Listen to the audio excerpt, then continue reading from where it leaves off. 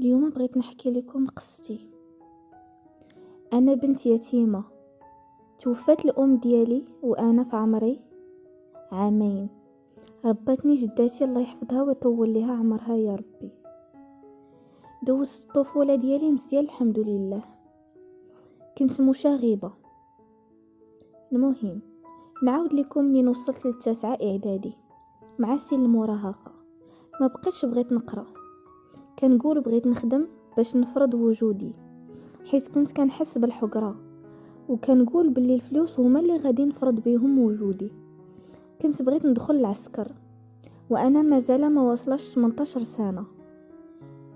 مهم دوزت هذاك العام كانت فله وما كندخلش للمدرسه، حتى ساقت جداتي الخبار وقالوا ليها خاصك تسني التزام باش تدخل البنت. المهم سنيت التزام ورجعت كنقرا، ما نجحتش حيت عندي الغياب بزاف وما دوزش شي فروض. سقطت العام الاخر قلت للدار ما غاديش نقرا، ديروا لي انتقال حيت الثانويه حدا الدار، والدراري اللي كيقراو معايا عارفيني يتيمه وانا كانت عندي عقده من هذا الشيء. ما كنحملش اللي يقول لي كلمه يتيمه، كنت كنحس بالحقره لواحد الدرجه ما تصوروهاش. مهم درت انتقال لكوليج اخر، نفس الشيء. كنت كنفكر ندخل العسكر وندير طوموبيل والفلوس باش نفرض الوجود ديالي وتولي عندي حتى انا شخصيه ونهضر مع الناس وما نحشمش. واخا كنت كنغيب للمدرسه كنت كنقرا. المهم نجحت، طلعت الليسي، كنت كنقرا شويه كتجيني ديك الفكره خاصني نخدم. صافي المهم ونجحت في السيزيام الحمد لله. فهاديك العطله قالت لي الصديقه ديالي باللي كتعرف واحد السيده راه عطاتها ماما فلوس باش تدخل خوتي العسكر. قلت لها انا مزاوقه فيك الا ما صيفط لي الرقم ديالها. عطاتني رقمها، هضرنا معاها ودارت معانا نتلاقاو، وفعلا تلاقينا معاها انا وخالي. قالت لي داكشي مضمون ولكن 3 ديال المليون، غادي تسبقي لي النص والنص الاخر حتى تدخلي.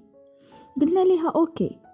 جمعت الورق وانا فرحانه، وجمعت لي جداتي وخالي الفلوس وعطيناها الفلوس. قالت لي في شهر 9 غادي تدخلي. انا تلقيتها في شهر 7. بدات المدرسه، غادي نقرا الباك داك العام. قلت لهم لا ما نقراش، صافي غادي نخدم، بغيت نرتاح. وصل شهر 9 اتصلت بها، قالت لي صبري دخل الكولونير باش نعطيه الدوسي ديالك. مهم كل مره كتقول لي حاجه، كل مره كتصدرني بشي عذر. وصل شهر 12 صافي مره كتجاوب مره لا. صافي حتى اكتشفنا باللي السيده نصابه. اللي قالوا لي مالين الدار ما تيقتش، تقدر تكون نصابه. قلت لهم لا، وانا الا درت الحاجه في راسي خاصني نديرها. كان راسي قاصح ومسكينه جداتي دايره ليا الخاطر. المهم ضاع ليا العام، بقيت جالسه في الدار وكنخمم ونبكي، وانا يا حساسه لواحد الدرجه بزاف، حساسه بزاف، كنت غادي نحماق. صافي دخلت لواحد الشركه في مدينتي نيت. واش غادي نقول لكم، تماره والمسؤولين ديالنا يغوتوا عليك. خدمت معاهم عام، تقهرت. واحد النهار جايه من الخدمه بوحدي، كي ديما غادا جايه بوحدي الحمد لله. كنت ثقيله، ما عندي لا مع صاحب لا والو. المهم تبعني واحد مول الطوموبيل حتى وصلت للحومه اللي انا فيها. شحفتو، شفت حتى عييت وخديت النمره. وصلت للدار وخشيت يدي في جيبي، لقيت النمره، قلت نتصل به. اتصلت به، قال لي عجبتيني، وديك الهضره راكم عارفين. قال لي انا بوليسي فاس. المهم شي سيمانه وحنا كنهضروا، بدا كيقول لي حبيبه وشي تخربيق. قطعت عليه وبدلت النمره، كنت في شكل. المهم تهنيت من كمارتو، كنخدم كنجي للدار. بدلت الطريق باش ما نتلاقاش حتى لواحد النهار بالليل، كان تاني نهار في العيد الكبير. جا كيسول حتى لقى الدار. جا صونا في الباب، طل خالي، قال لي يا شكون؟ قال لي هبط واحد الدقيقه. هبط، قال له عندكم واحد البنت سميتها سميرة. قال لي خالي ايه؟ قال لي خدامة في شركة. قال له ايه، وانا في البيت سد عليا ما جايبه للدنيا خبار.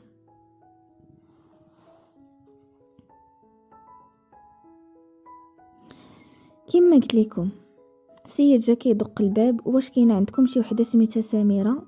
قال ليه بغيت نتزوج بها حيت عرفتها بنت داخله سوق راسها، كنت عطيتها النمره وسدات عليا التليفون وجيت كنقلب على الدار. خلاه خالي في الباب وطلع كيغوت سميرة سميرة. قلت ليه مالك ياك يا ودي لاباس؟ قال لي واش كتعرفي شي حد بوليسي؟ صافي انايا تهزت بيا الارض، تخلعت. هبطات جداتي قالت له مالك ودي؟ قال ليها شنو؟ قال ليه السيد عاد. قلت ليه كنعرفو، كنت دويت معاه منين بدا بغى يطول في الهضره، بدلت النمره صافي. قلت ليهم لا ما بغيتوش، ما عجبنيش. قالوا لي منين عطيتيه النمره كان عاجبك؟ صافي بزو عليا، جاو دارهم. المهم فرحانين، انا قلت غادي نتزوج شي حد غادي يعرفني يتيمه غادي يحقرني. صافي مشاو في حالهم. انا هزيت الرقم ديالو من تليفون خالي بالتخبيه حيت ما بقاتش عندي نمرتو. صافي صونيت ليه قلت ليه انا ما بغيتكش، راه غير بزز مني حيت قلتي ليهم راه دويت معاك. قال لي صافي يا بنت الناس، غادي نقول لخالك باللي الوالده ما عجبهاش الحال وقاد الامور مسكين، كان شيء كأن شيئا لم يكن. صافي بقيت هكاك حتى لواحد النهار خالتي عندها صداقه. مهم كانت كتعرف واحد الاستاذ جامعي وعنده ليكول بريفي، كتقري ولادها في المدرسه ديالو خارجه على المدينه. مهم خارجه انايا وياها وتلاقينا صدفه. قالت ليه اجي مرحبا بك، دايره صداقه؟ قال لها ايه. كنفيق بكري ما نقدرش نسهر حتى الغدا ان شاء الله وصيفط لي حقي. كانت قالت ليه واش خاصك شي بنت في المدرسه؟ راه كاينه واحد بنت اختي بغات تخدم. قال لها غدا ان شاء الله وتجي ويكون خير. المهم في الصباح مشيت وديت لي حقه في الصداقه. المهم سولني اش من دراسه عندك وزيد. قال لي واش بغيتي تجوجي؟ قلت لي الا كان شي انسان مزيان مرحبا على الراس والعين. وكاينه معانا الاخت ديالو المديره ديال المؤسسه. صافي قالت لي في العشيه غادي نجيو انا واختي. المهم ما قال لي شكون ولا حتى حاجه. صافي جا للدار هو والاخت ديالو، قال لي انا اللي بغيتك. قلت في خاطري هذا استاذ جامعي وعنده وبغاني انا، هو كبير عليا بزاف، انا 21 سنه وهو 49 سنه. هدرت معاه في التليفون، قال لي انا الشرط ديالي الوحيد هو الخروج بوحدك ممنوع، والاسره ديالك الصغيره، يعني الاسره ديالك الصغيره هي اللي تمشي عندهم ويجيو عندك، شي حد اخر لا. ومنين تكوني غادا لداركم انا نديك ونتسناك حتى تسالي ونجيبك. المهم الحمام المارشي يمشي يديني ويجيبني. قلت لي عجبتيني بزاف بهاد الشروط اللي قلتي لي.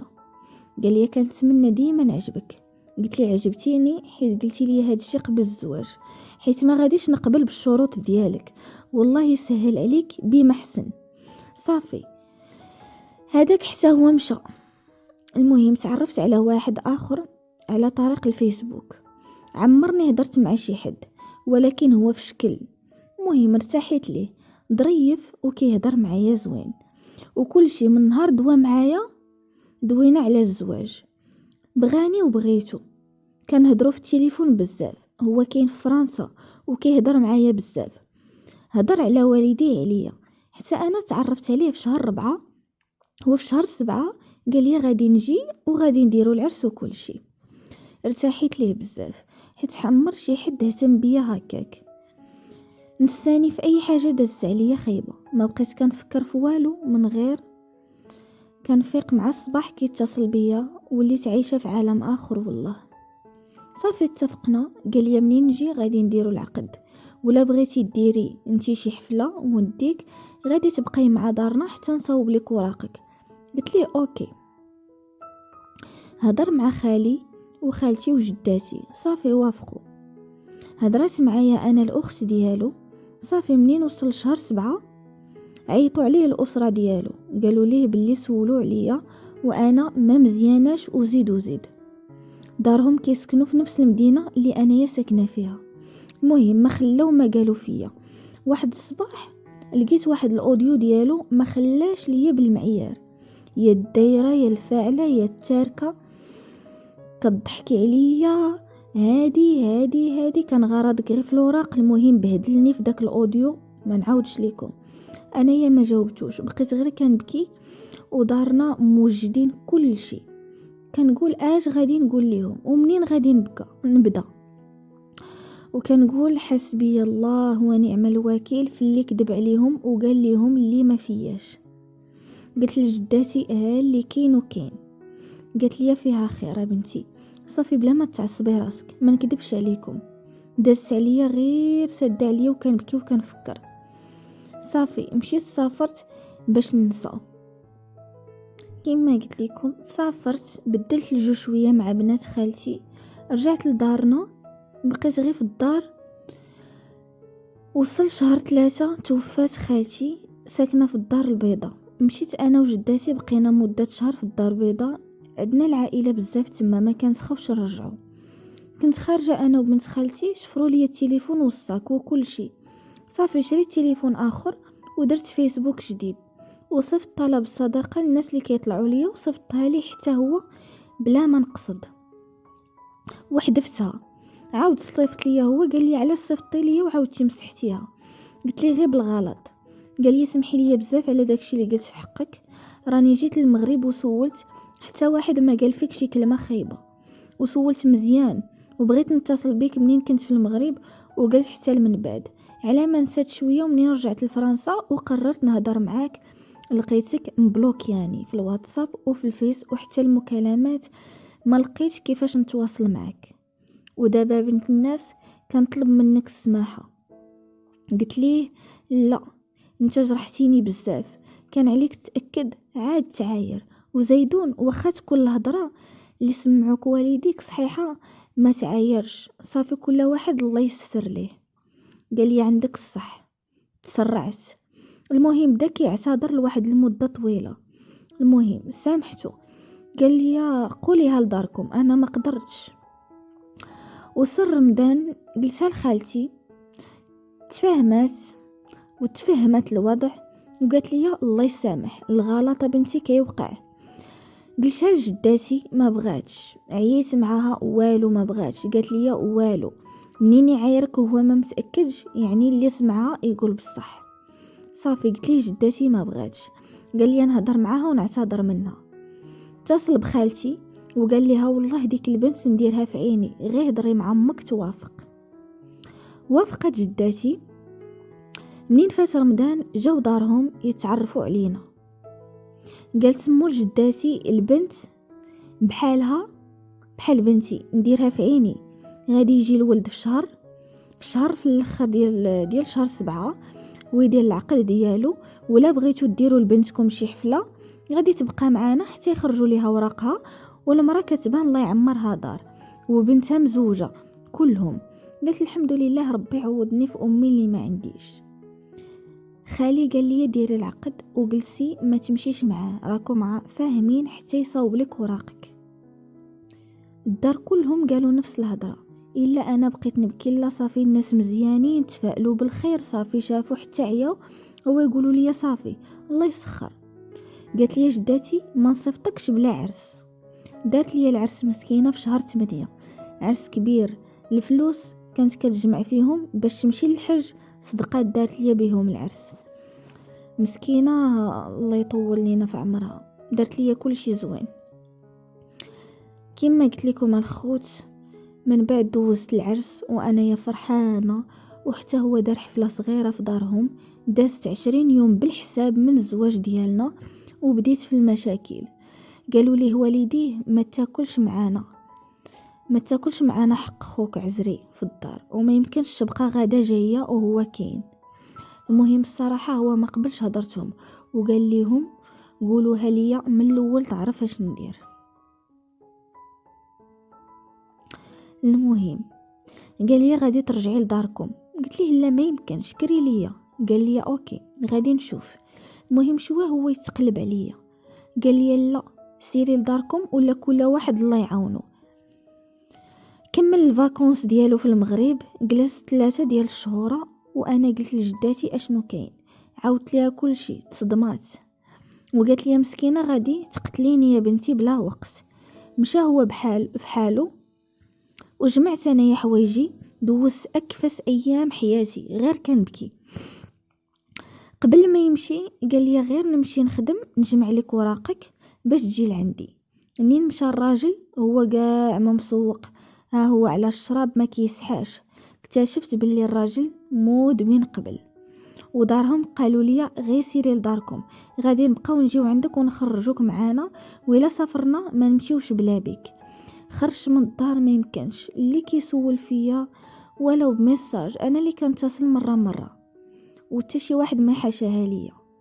وكنمشي واخا حاسه بهم ما كيبغيونيش نمشي عندهم.